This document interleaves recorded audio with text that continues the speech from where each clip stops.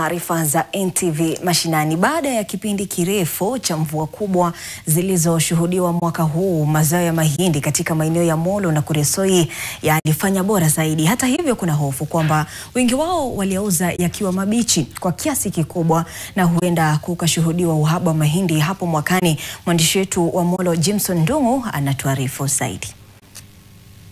Ukiwa ni msimu wa mavuno ya mahindi, wakulima katika maeneo haya wana kila sababu ya tabasamu baada ya mazao haya kufanya bora zaidi. Wacha tusikize kutoka kwao.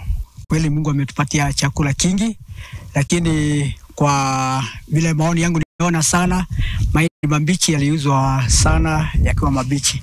Kwa hivyo wewe kwa mkaaji wa hapa kwetu Molo, ni vizuri sana ukaweze kulinda mahindi ulizo nazo na kusihifadhi vizuri ili mwaka huu tutakao kuja tusije tukaingia katika janga la njaa.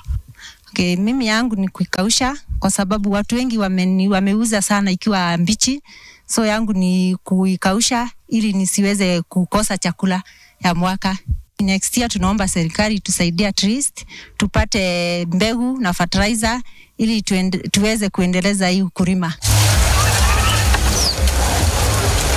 Katika hii ukulima ambao tunalima ya mahindi inatusaidia sana. Hata kama kuko na mambo ya weather hivyo, tunaamini ya kwamba tutasaidika katika ukulima. Kwa sababu katika Molo tuko na weather mzuri ya kulima. Sasa tumevuna chakula ya aina yote, baka mahindi, maharagwe, hata viazi tumepata vizuri, tumepata mapato mzuri katika ukulima. Wakulima hawa wameomba serikali iweze kuwapa mbolea na mbegu kwa mapema mwaka ujao ili mazao haya yaendelee kuwa bora zaidi. Nikiripotia NTV Mashinani kutoka hapa Molo, kaunti ya Nakuru. Jina langu ni Jimson Ndungu. Na kutoka huko